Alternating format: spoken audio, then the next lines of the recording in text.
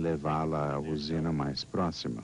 Mas Copeland diz que Michigan terá sua usina de processamento em breve, podendo extrair o óleo das sementes naturalmente em vez de apelar para produtos químicos. A canola também produz uma substância rica em proteínas que pode ser usada para alimentar o gado. Para ele, essa é uma vantagem adicional para os fazendeiros que mudem para a canola.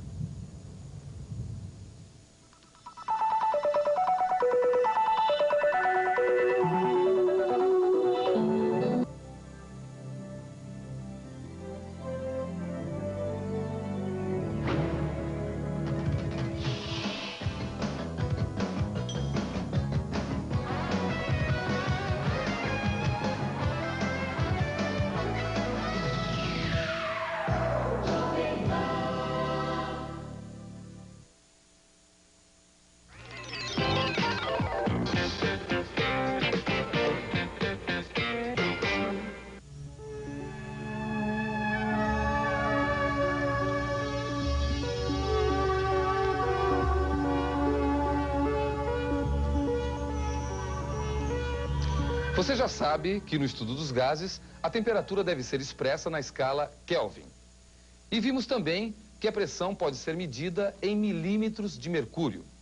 No programa de hoje, nós vamos completar o nosso estudo dos gases. Antes, porém, vamos ver o que significa esta unidade de pressão, milímetros de mercúrio. Para isso, acompanhe uma experiência muito simples no nosso laboratório. Este tubo de vidro está completamente cheio de mercúrio.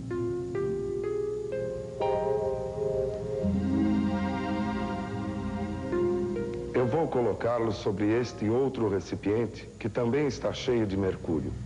Veja o que acontece.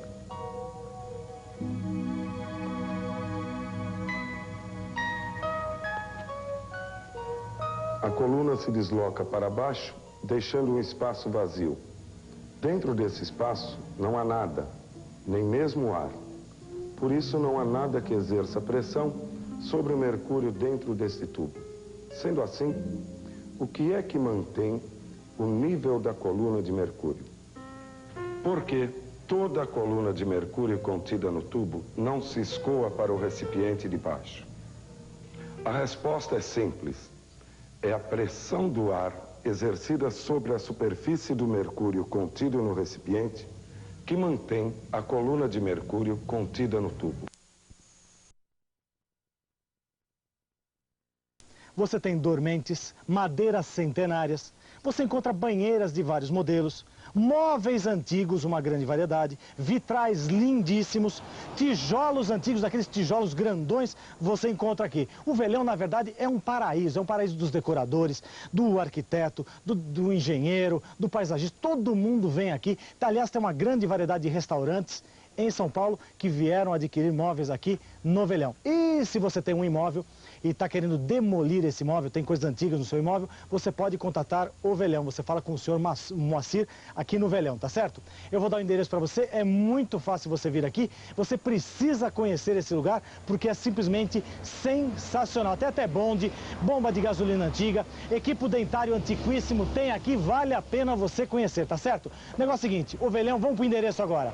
Estrada de Santa Inês, número 3000. O telefone para contato é o 011-485-1964.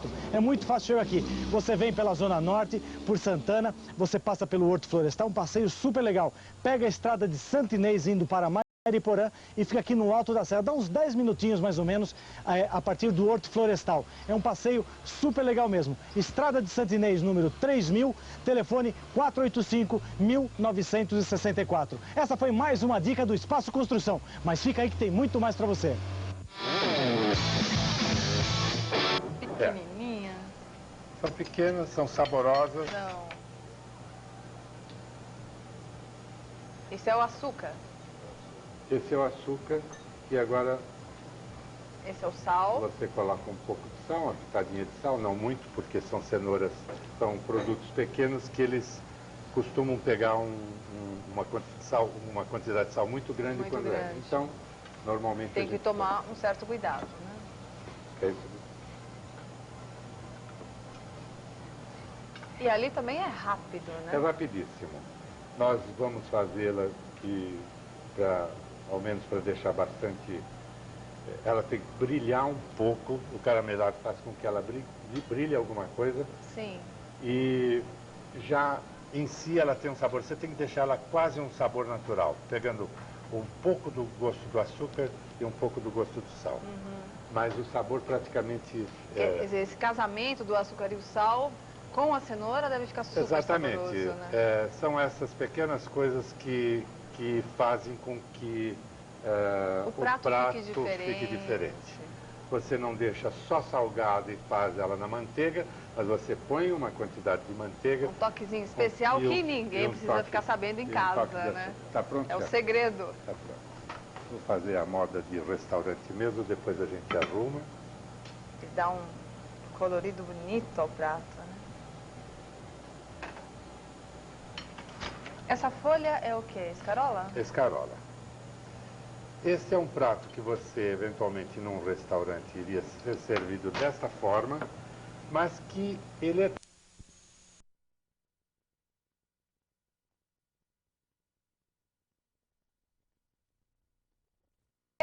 Camarões médios, 200 gramas de cenoura, massa para empanar, 100 gramas de farinha de trigo, 2 ovos inteiros, 2 colheres de café de sal, 2 colheres de café de açúcar, 4 colheres de café de fermento, 1 xícara de chá de leite, 4 colheres de sobremesa de azeite de milho e 1 pitada de pimenta do reino. Repetindo, camarões primavera, 10 camarões médios e 200 gramas de cenoura. Massa para empanar, 100 gramas de farinha de trigo, 2 ovos inteiros, 2 colheres de café de sal, 2 colheres de café de açúcar, 4 colheres de café de fermento, 1 xícara de chá de leite, 4 colheres de sobremesa de azeite de milho e 1 pitada de pimenta do reino. Nossa, é fácil, né, Flávio? Bastante fácil. A única, digamos assim, um pouco mais complicada em termos seria a preparação da massa. Mas é só juntar os ingredientes e bater, no né? liquidificador. Tá E certo. você tem a condição de fazer aquilo que você quiser. Se você imaginar que você pode pegar esse camarão, jogar um pouco em cima dele um pouco de catupiry e jogá-lo ao forno, Ai, que delícia. fica maravilhoso. Mudou completamente Totalmente. o prato. Então, com esta massa, com este camarão, com essa guarnição ou não, você tem condição de fazer uma série de pratos Aí interessantes. fica por conta de cada um, a Fica por conta da criatividade criatividade de de cada dona de casa. E como sugestão, que bebida seria Um vinho branco. um vinho branco Tranquilo, gelado? gelado, tranquilo. Ou um blanc de blanc, que é estupendo, um francês seco. Algumas senhoras gostam sempre de um vinho alemão, um Zeller. Todos os dois são muito bons para acompanhar esse prato. Tá certo, grande sugestão, não é mesmo? Por favor, Flávio, o endereço e telefone no Dinhos Place e Da Alameda convide-os Santos. todos para ir. E os places da Alameda Santos é Alameda Santos 45, telefone 284-5333. Então, todos estão convidados, é claro. Amanhã vocês voltam. Ou voltamos para fazer alguma coisa mais também, assim, no sentido de restaurante, não Tá de churrascaria. Tá ótimo. Tá? Muito obrigada, Severino. Muito obrigada, Fadi. Muito Até obrigado, amanhã. Liliane. Até Temos amanhã, encontro se Deus marcado quiser. aqui, né? E picante da energia. É indicado às pessoas cansadas ou com sensação de fraqueza. Também é indicado nos processos de dores lombares ou ciáticas. Contém carboidratos, proteínas, vitaminas B1, B2 e niacina, além de fósforo, ferro, sódio e potássio. Em 100 gramas de camarão, possui 82 calorias. Já as cenouras são harmonizantes, facilitam a digestão e protegem a pele. Com 100 gramas de cenouras, encontramos apenas 50 calorias. Continue aqui na Rede Mulher de Televisão. O Sabor volta já. Só espera. Do Sul. Quer ver só? Dá uma olhadinha nessas blusas de buclé. Preço imbatível. Não, é brincadeira o preço. Dá pra levar um monte, revender e ganhar muito dinheiro. Quanto você vai fazer essas blusas? R$2. Repete, quanto essas blusas? Um mais um, R$2. R$2. Olha só, uma blusinha bonitinha de buclé, só R$2. Dá pra vender pra caramba, não tem nada disso não. Fica aí. Não, dá pra vender muito, não dá, Margareta? Vender muito, muito. Vambora. Peças de linha, uma por uma, bonitinha. Quanto você vai fazer? R$7. R$7 qualquer peça de linha dessa? Continuando a promoção. E que linha é essa que você falou comigo, né, Margareta? Cotton Creel. Cotton Creel. Cotton O Creel. que vem a ser Cotton Creel? É uma mistura de algodão com... Pélago abençoado com uma beleza natural abundante, perceptível nas estações bem delineadas. Este fato inspirou um amor à natureza entre o povo japonês que atinge até o fundo de suas almas. Os jardins japoneses tiveram sua origem no desejo de viver o mais próximo possível das belezas da natureza. E a jardinagem assumiu características próprias muito especiais. Na forma final, um jardim recria as belezas de uma paisagem sem elementos artificiais. Água, pedra e árvores são elementos importantes em quaisquer jardins, mas, entre estes, a árvore recebe um significado especial.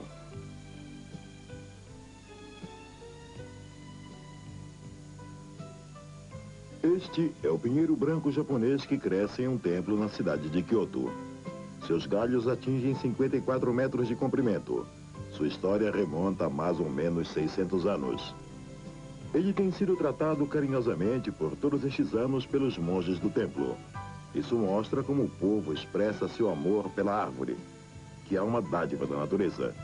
E foi a partir deste amor e do desejo de manter unidos o homem e a natureza que nasceu a ideia das árvores em miniatura, chamadas bonsai.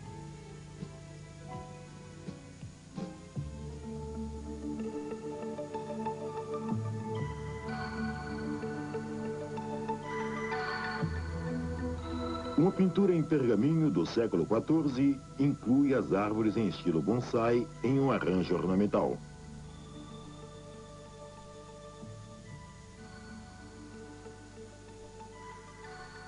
Este pergaminho de grandes dimensões foi desenhado cerca de 50 anos mais tarde.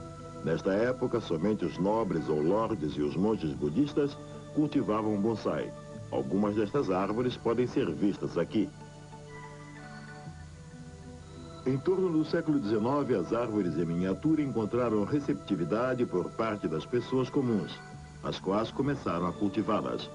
Esta impressão Kyoe, com matriz em madeira, mostra o quanto as arvorezinhas eram admiradas naqueles dias. As bonsai devem ser cuidadosamente tratadas para que não cresçam muito em relação ao limitado espaço disponível e para evitar que morram por causas naturais ou artificiais. Uma consideração importante a ser tomada no tratamento da bonsai é o replante. O replante é feito usualmente uma vez a cada 2 ou 3 anos. Primeiramente, a árvore com terra é tirada de seu vaso. A terra é cuidadosamente removida e as raízes muito longas são podadas em metade ou 2/3 de seu comprimento. Uma terra mais grossa é espalhada sobre o fundo do novo vaso.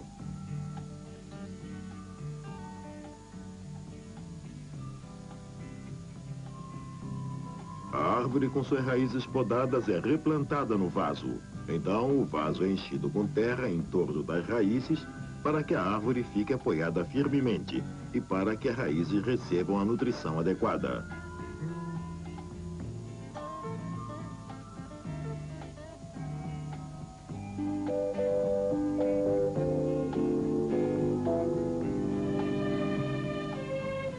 A árvore é replantada e então regada. A técnica do replante ajuda a árvore a recuperar seu crescimento e juventude. Recebendo este tratamento carinhoso e atenção por parte do homem, a árvorezinha pode viver até 2 vezes mais do que uma que tenha crescido naturalmente. Ela precisa ser apropriadamente fertilizada e colocada onde haja uma boa ventilação e fique exposta ao sol. É fonte de grande prazer admirar a beleza destas árvores em miniatura, como elas são e como crescem. Mas outro prazer igual, e talvez até maior, é cultivar bonsai com as próprias mãos.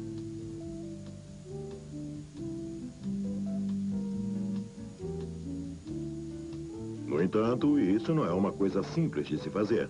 É necessário conhecer e usar uma variedade de técnicas. Por esta razão, especialistas em bonsai oferecem sessões de aprendizado de tempos em tempos. Aqui, um professor está demonstrando a técnica de podagem, que é conhecida como sentei. Ele mostra como selecionar galhos desnecessários ou galhos que tenham crescido muito. Estes devem ser cortados.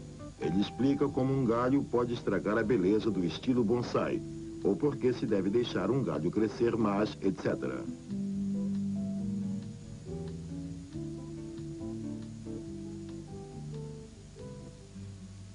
Bonsai também requer um profundo senso de beleza. Os cultivadores de bonsai sempre admiram o trabalho de outros que tenham grande senso estético e um alto nível técnico.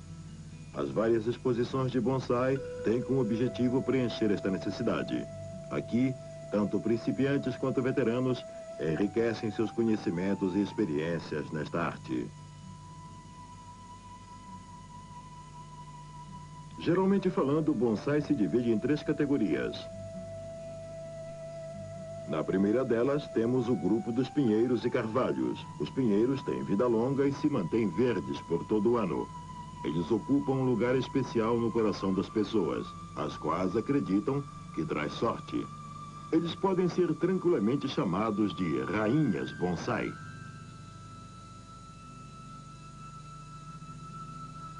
Este pinheiro, que carrega uma impressão de idade avançada sobre seus membros, ainda está adornado com o frescor de um verde jovem. Ainda que em miniatura, ele carrega uma visão real da natureza. Na verdade, ele é um exemplo impressionante da arte bonsai. Não é raro encontrar-se alguns pinheiros em miniatura que tenham 50 ou 100 anos de idade. Realmente, se fosse possível contar os anos que estas árvores viveram antes de serem selecionadas para o cultivo em estilo bonsai, não restariam dúvidas que algumas delas são incrivelmente idosas. Algumas são conhecidas por terem pelo menos 300 anos de idade.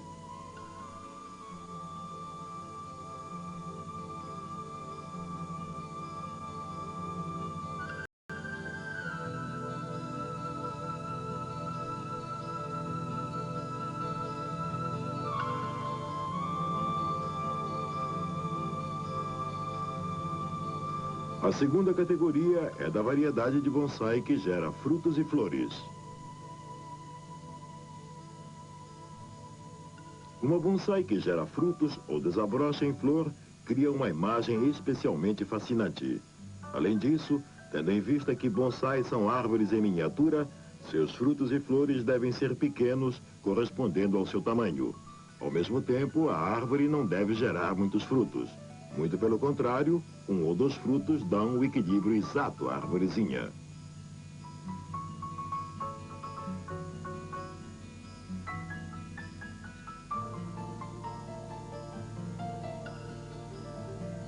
Aqui uma bonsai florida. Esta categoria particular com frutos ou flores inclui todas as espécies de árvores típicas japonesas que dão um charme especial a cada estação do ano.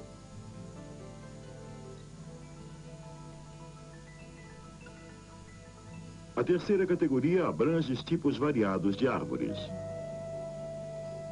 Os tipos mostrados aqui representam a mudança das estações.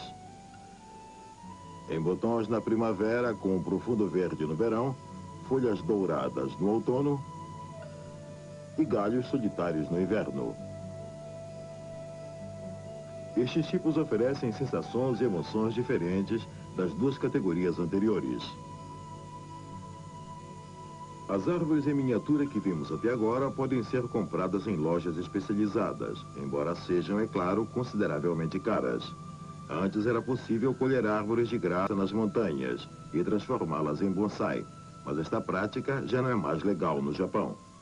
Então, como se poderia cultivar uma bonsai? Embora isso requeira tempo e paciência, há alguns métodos desenvolvidos para o cultivo particular de bonsai. Vejamos alguns mais simples.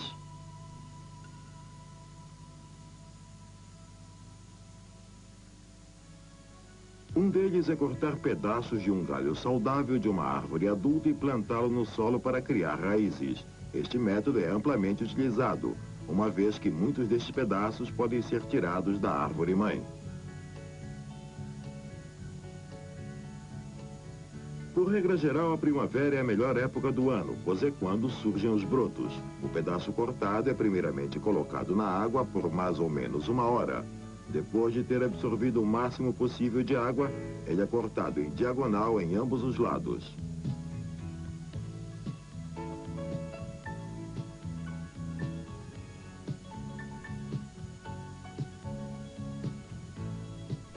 Estes jovens pedaços são então enterrados em uma sementeira, onde o solo drene bem e forneça uma boa nutrição.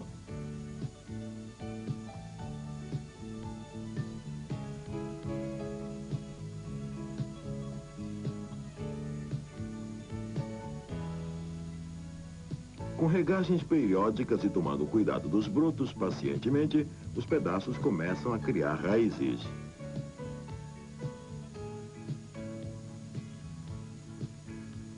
Depois de 3 a 5 anos, eles já terão se tornado jovens árvores como estas, estando então prontas para serem cultivadas como bonsais.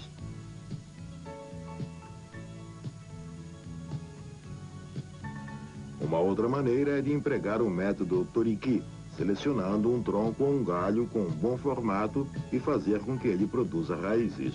O tronco ou galho é então cortado abaixo das novas raízes e plantado em um vaso.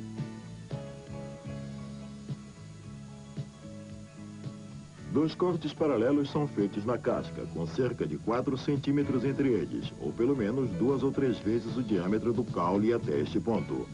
Este pedaço da casca é cuidadosamente removido, deixando um corte claro no topo. E é neste lugar que novas raízes irão surgir.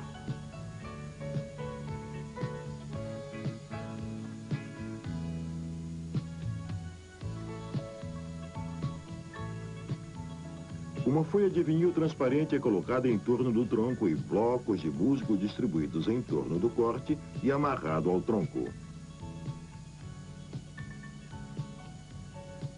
Alguns buracos são feitos na parte inferior da folha para permitir que a água drene e o ar circule. A parte com o musgo também deve ser regada. Quando as raízes surgem na camada de musgo, é hora de cortá-las do caule e plantá-las em um vaso apropriado. Este processo requer, usualmente, de 1 a 3 meses.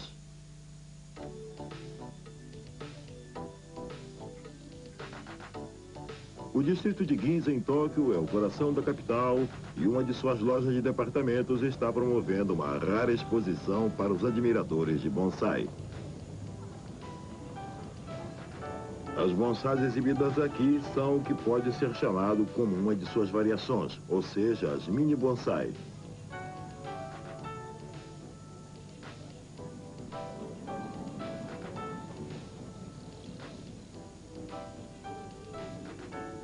As bonsai em miniatura medem apenas cerca de 10 centímetros de altura e são muito menores que as normais, requerendo, portanto, um espaço bem mais diminuto. Elas encontram grande popularidade entre os habitantes das zonas urbanas.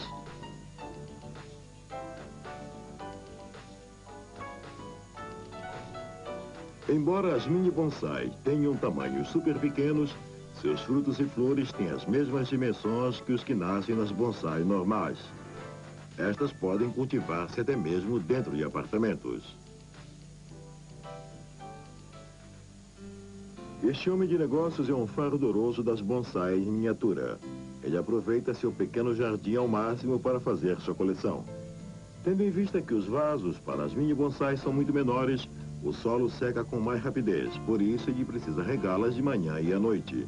As raízes também se espalham mais rapidamente e é preciso replantá-las todos os anos. Cultivar árvores em miniatura requer muito tempo e trabalho. Para os admiradores de bonsai, isso não significa um desperdício de esforço, mas, pelo contrário, uma fonte de lazer e relaxamento.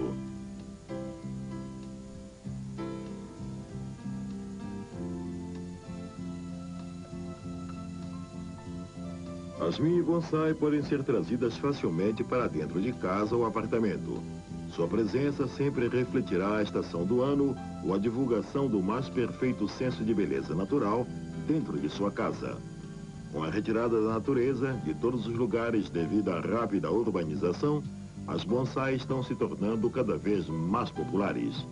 A arte de criar árvores em miniatura, em seus variados estilos, traz a natureza para dentro de nosso meio e ajuda a manter este contato tão importante entre o homem e a natureza.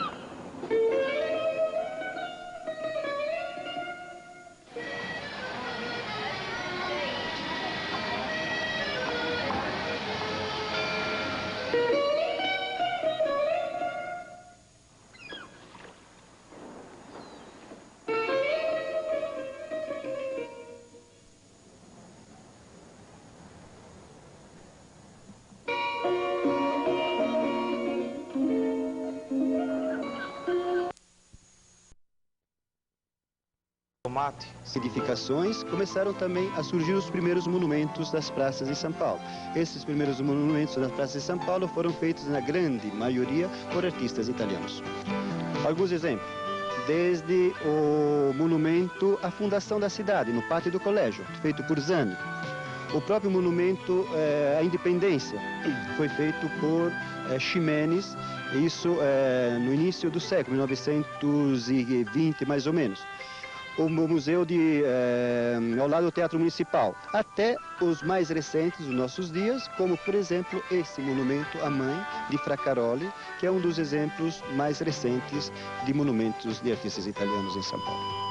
E nós vamos continuar aqui com o seu Bruno Giovanetti no Conexão São Paulo Especial, trazendo para você os artistas italianos nas praças de São Paulo. Daqui a pouco a gente volta. E mantive o piso, que era de taco, e foi mantido o taco. Usei cal nas paredes. E o que é o mais importante, o que é mais interessante, é exatamente a decoração. São os artifícios de decoração, que é usar móveis antigos com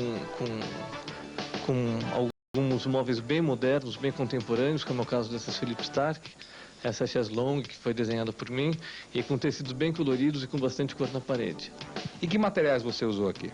O que tem de diferente mesmo, na verdade, essa é a cerâmica branca que eu usei como guarnição, e nessa bancada que eu fiz aqui nessa lateral, que é um bar, quer dizer, uma bancada bar e uma banqueta. E esse casamento de objetos antigos com objetos modernos é uma tendência? Sem dúvida é uma tendência, e você fazer um ambiente só com objetos contemporâneos ou só com objetos antigos fica muito radical. Ou fica com cara de casa de avó, ou pode ficar com cara de loja. Então o ideal realmente é misturar os dois e fica muito mais agradável, muito mais gostoso de se viver.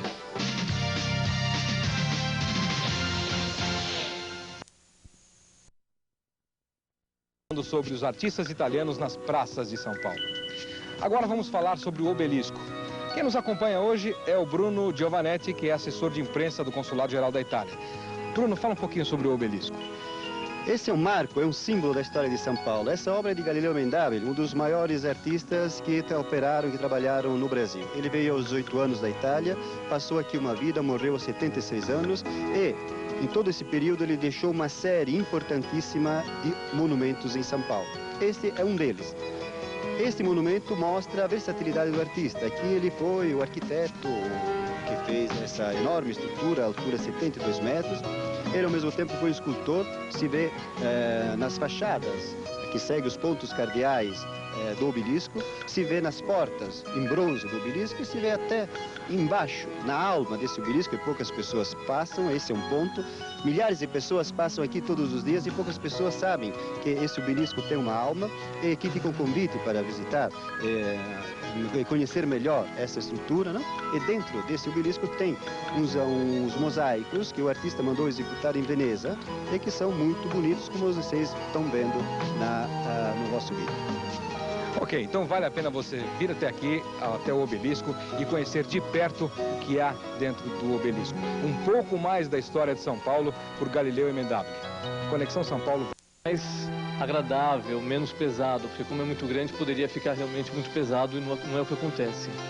E quais as vantagens de se usar a tábua corrida? A pessoa que tem uma área pequena pode se utilizar da tábua?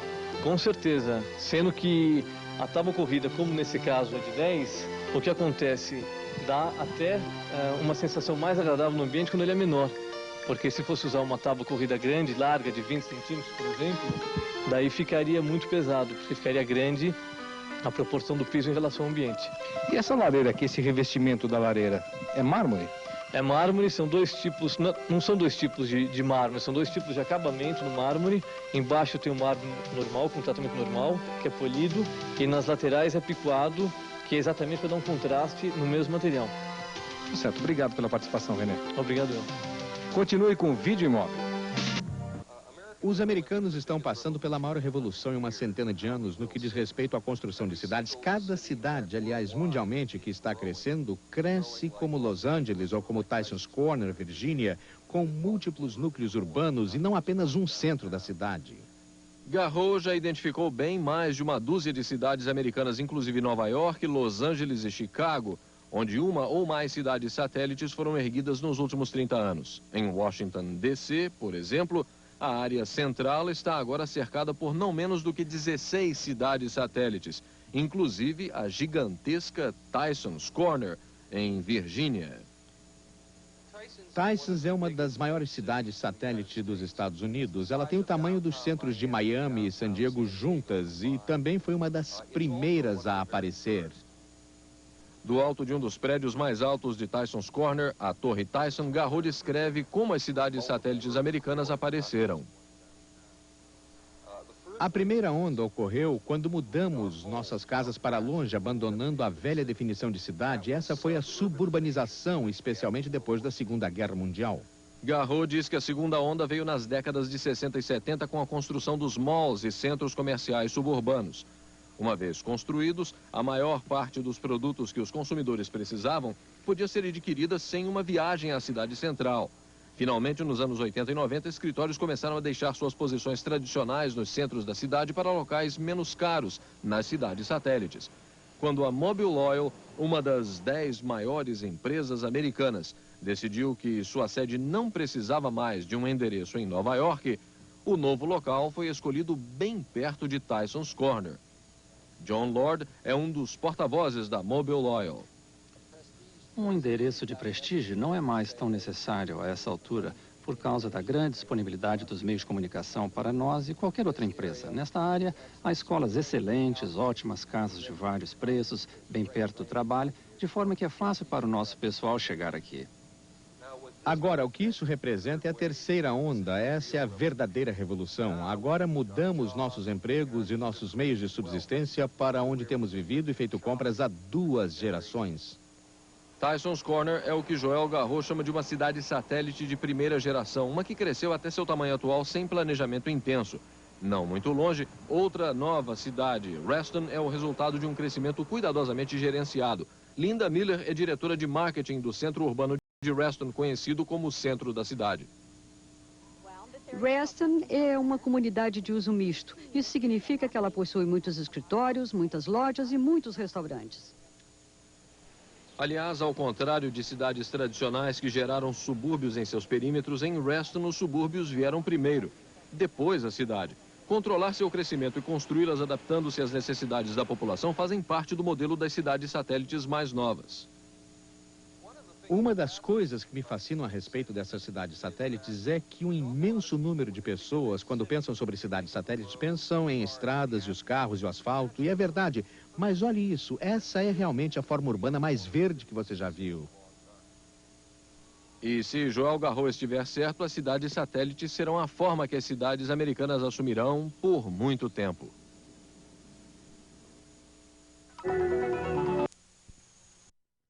No nível, vemos também alguns pombos no algodoal. Já esquiamos no lago, nossas famílias esquiaram. É também o lado recreativo de se ter um lago atrás de seu local de trabalho. O lago também ajuda Rio Camp a cumprir as leis de conservação. Peritos dizem que os fazendeiros deveriam estudar a irrigação com água da superfície. Agente de extensão Dennis Reginelli. As pessoas realmente notaram este ano a queda na produção e a perda potencial de colheita sem um sistema de irrigação. O agente de extensão Jim Thomas cita outros benefícios. Ele dá um retorno financeiro mais previsível, de forma que se pode ter uma ideia melhor do que investir, do que tirar numa colheita com garantia razoável.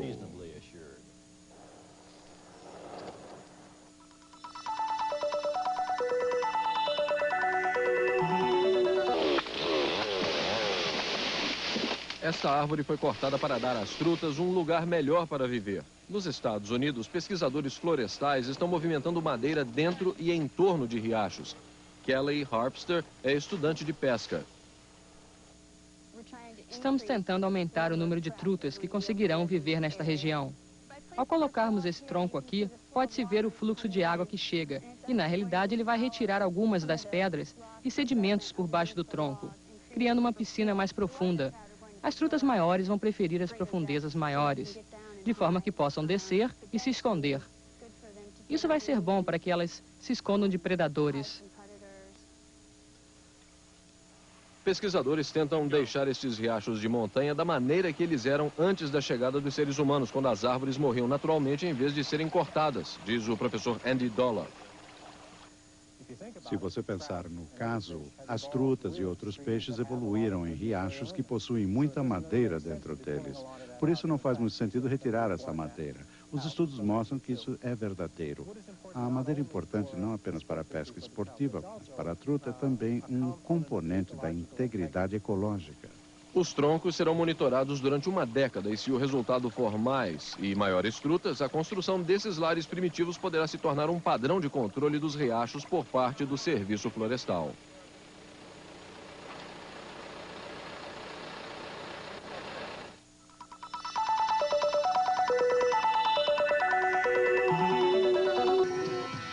Essa varanda foi projetada para ter, na verdade, 3 ambientes dentro dela, no mesmo espaço, que é uma área de almoço e 2 áreas sociais. Então o piso também acompanha esse espaçamento. Então, na verdade, eu fiz 3 módulos, 3 quadrados, que são feitos com um seixo rolado, que é de rio, e com pedra brita, que é uma pedra super simples, que é pedra de construção. E esse desenho, então, ele mostra esses contornos em seixo e as partes internas, esses módulos internos são feitos em pedra brita. Qual a praticidade desses materiais? É muito prático porque, na verdade, suja muito pouco. É um piso muito fácil de ser feito, de ser executado, muito barato. E, na verdade, o que é feito, qual é o charme dele? É o desenho em si, é o projeto dele, porque a execução é simples, como eu já disse, e, em termos de praticidade, é muito difícil de sujar, porque é muito rústico, na verdade. Inclusive, esse piso vai até a piscina, não é? Esse piso, ele como tem essas molduras de seixo, o seixo, ele continua, ele dá exatamente, é contínuo até chegar na borda da piscina para não ter um outro material e um outro elemento interferindo nesse detalhe. Muito obrigado, então, pela participação no Casa e Companhia. Obrigado. A maior parte das pessoas que não tem ideia desses recursos pode muito bem ignorá-los. Uma vez que tenham estado conosco, não podem mais, porque isso faz parte de sua história educacional. É uma experiência duradoura, diz a agente de recursos naturais Terry Gibb. Eles estão no nível certo, 4º ano, onde eles absorvem de tudo como esponjas e querem ver tudo, querem fazer de tudo. E ficam muito perturbados quando não podem se envolver em toda e qualquer atividade. No barco, as crianças participam de várias atividades práticas, de um jogo de terminologia marinha e estudo de plânctons ao recolhimento de amostras do fundo do rio e exames químicos. Instrutor Pat Livingston. O que se fazer é desenvolver cedo nas crianças uma conscientização e uma ética ambiental positivas, não apenas com elas, mas com seus pais também. As crianças aprendem bastante. Professores como René e Holland adoram o programa. Elas não queriam sair do barco, elas diziam: professora, podemos voltar, podemos voltar. Isso vai ficar nelas pelo resto de suas vidas. Ela certamente recomendaria a experiência a outros professores. A experiência da sala de aula flutuante na região dos Grandes Lagos poderia também se tornar um modelo.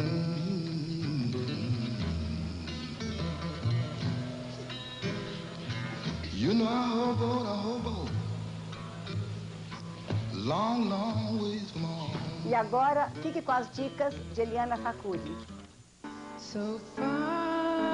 A dica de hoje é como transformar um antigo salão externo em um confortável escritório para você receber seus clientes. Estamos aqui no escritório de uma paisagista e eu vou mostrar para você como foi feito.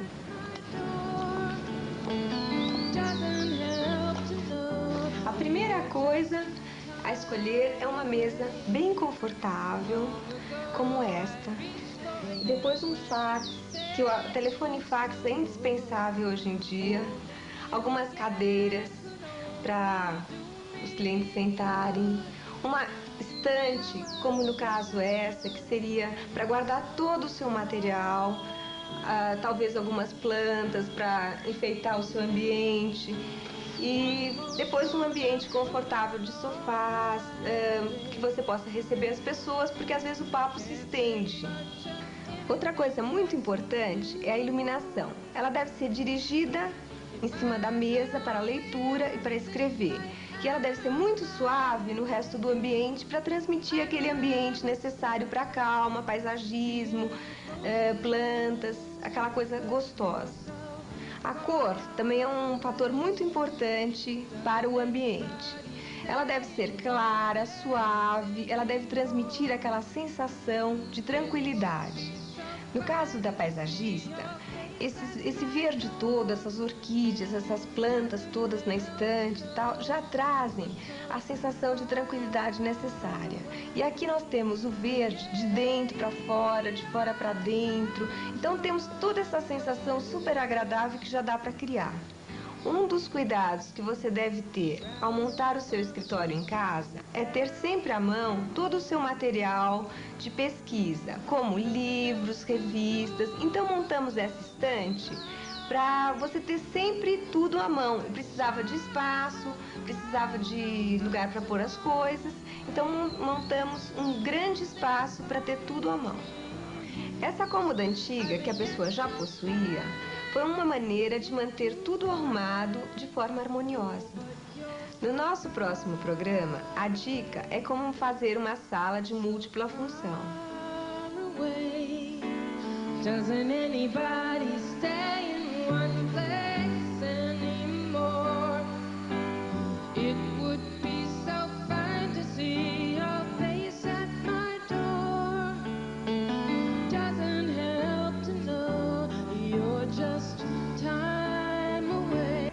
Que possui uma ampla experiência no mercado.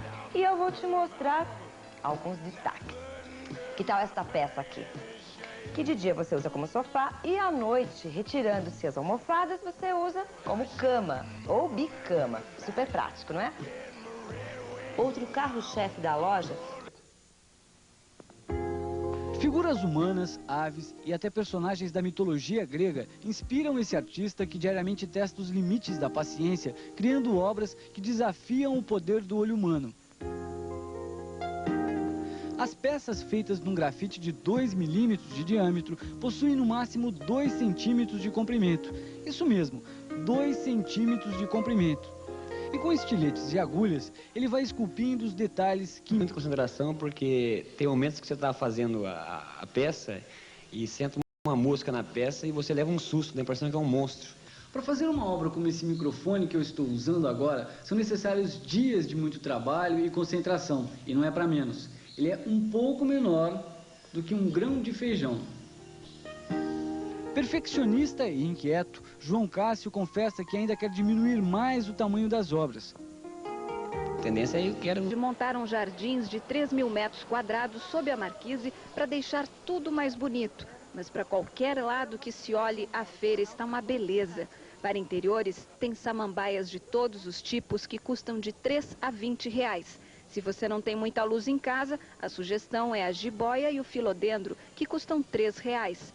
Para o jardim, as coloridíssimas impatiens, as primas ricas da Maria Sem Vergonha, mas elas requerem sol direto e regas diárias. Orquídeas a feira também tem, por 30 reais em média. Mudas de rosas direto do produtor, de qualquer tipo você encontra por 5 reais. Se a sua intenção é fazer uma hortinha e colher em casa os seus próprios temperos, a feira tem uma banca especializada no assunto. 2 reais cada tempero. Bons preços você também encontra naquelas flores que todo mundo gosta. Violetas de todas as cores por R$ 1,50.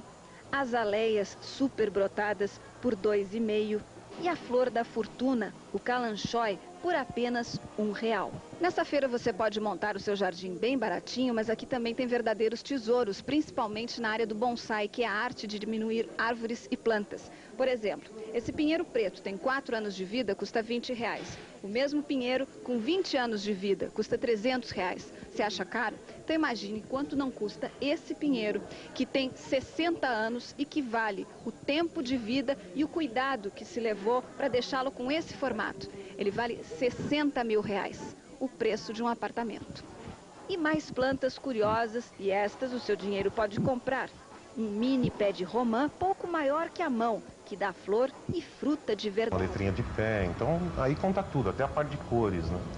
E existe, assim, muita dificuldade das pessoas aprenderem o desenho, por exemplo? Não, o desenho não. O desenho é tudo, quase tudo com medida, né? O corpo humano da gente, a gente divide em 8 cabeças, né?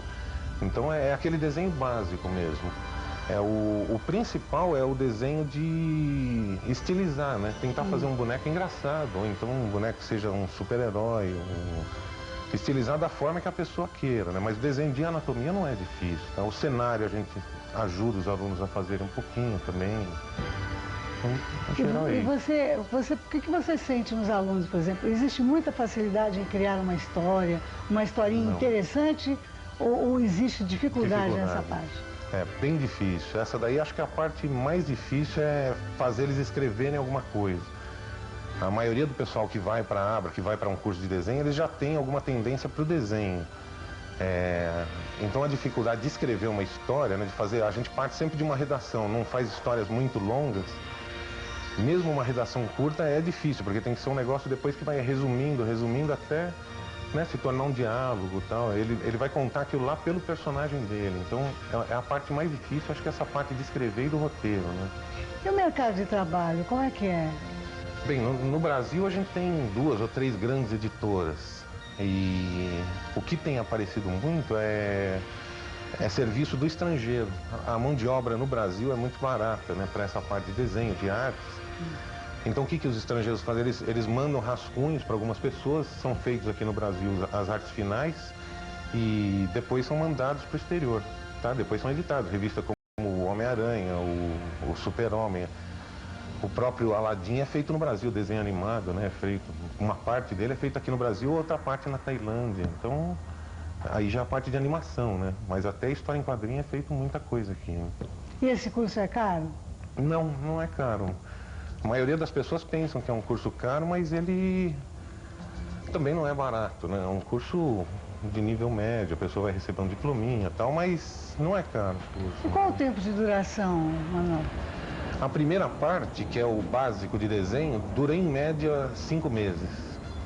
Tá? A segunda parte a gente vai fazer o roteiro, que é uma parte meia demoradinha, meia chatinha, até o rascunho, mais 5 meses. E depois vem os acabamentos, tá? Vem os acabamentos que são pintura, passar nanquim, retícula, mais 5 meses. Então mais ou menos 1 ano e meio. Entre férias e fim de semana, tudo mais ou menos 1 ano e meio de curso. É pouco tempo, né? Pouco tempo. E esse curso na Abra já tem há muito tempo? Tem há 6 anos, a Abra tem agora 11 anos, né? E o curso tem há 6 anos e acho que depois de decoração e publicidade, acho que é o curso mais procurado. É interessante, é um curso, eu pessoalmente acho bastante interessante o curso de História em Quadrinhos. Eu gostaria, como nós já falamos aqui no programa, nós estamos iniciando o ano, algumas pessoas até pensando, o que eu vou fazer? Gostaria até de fazer um curso, gostaria de aprender algumas coisas novas, gostaria de dar uma virada na minha vida. Eu vou pedir ao Manuel que dê uma sugestão a você que está em casa, o que fazer, desde que você queira queira dar uma mudada em tudo. Qual é o seu conselho? Isso, a sugestão é dar uma passadinha na Abra, dar uma olhada nas aulas, pode olhar lá, perguntar para as secretárias, elas mostram, todo dia tem todo tipo de curso lá, desde decoração, escultura, arquitetura, desenho em quadrinhos, inclusive, e aí a pessoa vai ver qual a tendência dela, né, o que ela mais gosta, inclusive só desenho, fotografia. É super legal. Tem muita coisa, né, mano? Muita coisa. Então, olha, eu agradeço a sua presença aqui no nosso programa, que foi muito boa. Eu vou pedir para você ficar aqui, porque agora você vai conhecer uma outra pessoa querida que nós temos aqui em nosso programa, que é o meu querido João Pacífico, que vai estar aqui.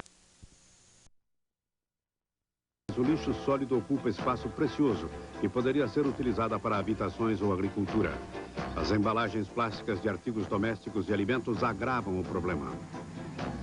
Elas não são biodegradantes, ou seja, não se decompõem com o tempo. Em Michigan, no norte dos Estados Unidos, cidadãos e cientistas trabalham juntos para solucionar o problema da eliminação do lixo sólido. Os cientistas procuram substitutos para as embalagens não degradantes usadas para alimentos. E o governo estadual estimula os cidadãos a reciclarem os produtos de papel e vidro e a prestarem atenção ao tipo de embalagem dos artigos que compram. Chamam isto de estratégia de redução. Michigan acabou com os aterros. A estratégia de redução recomendada pelo Estado e que nós apoiamos, nos ajuda a procurar meios de usar menos e menos embalagens. Cynthia Friedgen trabalha para um grupo comunitário que encoraja os consumidores a procurarem produtos embalados com material reciclável ou que já foi reciclado. Os consumidores reagiram bem. Eu procuro evitar o isopor e presto bastante atenção ao detergente que compro. Procuro usar a reciclagem e espero que os outros também usem. As lojas também ajudam a eliminar a embalagem desnecessária. Muitas lojas oferecem o produto bruto sem a embalagem. Assim, as pessoas podem comprar só as quantidades que desejam. Levam para casa só um saco plástico que talvez possa ser usado de novo, eliminando o desperdício de uma nova embalagem. Enquanto os cidadãos trabalham para reduzir e reciclar as embalagens, os cientistas da Universidade Estadual de Michigan procuram substitutos para os plásticos e sintéticos. Esses plásticos constituem um sério problema para os países onde os restaurantes e refeições rápidas são comuns. Eles usam vasilhas descartáveis por sua resistência à gordura e à umidade. O problema é que os plásticos não são biodegradantes. Mas agora os pesquisadores descobriram um substituto numa proteína do milho chamada zeína.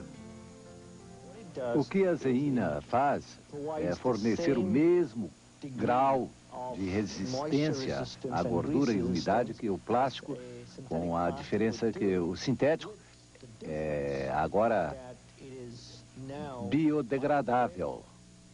A zeína se integra no que Narayan chama de filosofia de volta à natureza.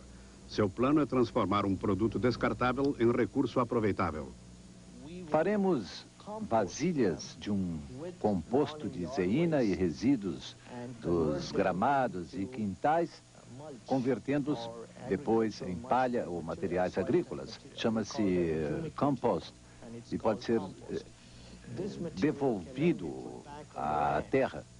O vasilhame de zeína tem menos vida útil que as vasilhas de plástico.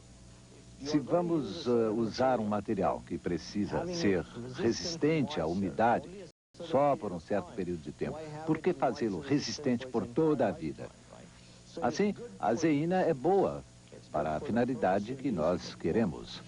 Continuam as pesquisas para levar a zeína do laboratório direto para os consumidores. Enquanto isso, os residentes de Michigan esperam que seus esforços para reduzir o lixo sólido sirvam de exemplo para todo mundo. Se todos fizerem um pouco, isto fará uma grande diferença. Juntos, os cientistas e cidadãos fazem uma grande diferença.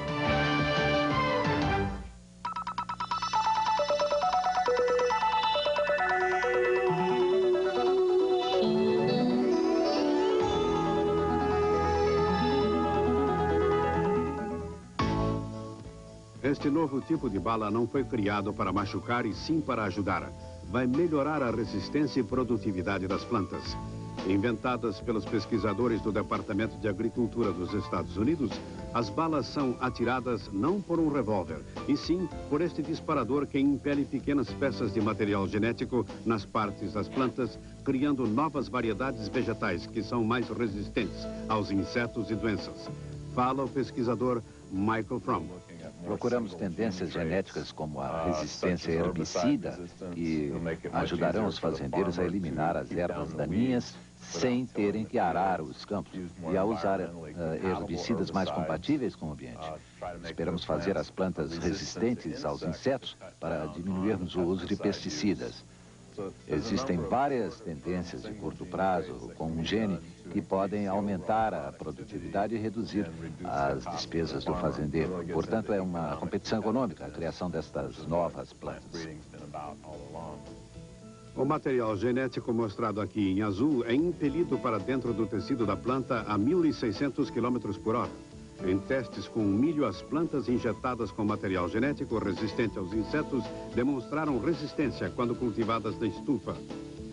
Até aqui, os cientistas usaram só o milho em seus experimentos, mas querem ampliar e adaptar a nova técnica para melhorar outras plantas. Trabalhamos com o milho agora, mas certamente poderemos ter sucesso com arroz, trigo, centeio e sorgo. Carioca sentiu muito a falta daquela que foi considerada, por muito tempo, a melhor hostess do Rio de Janeiro. Fluente em 5 línguas, Lourdes não parece nada solitária. A senhora tem vontade de voltar a morar no Brasil? Morar não sei, mas voltar sempre. Morar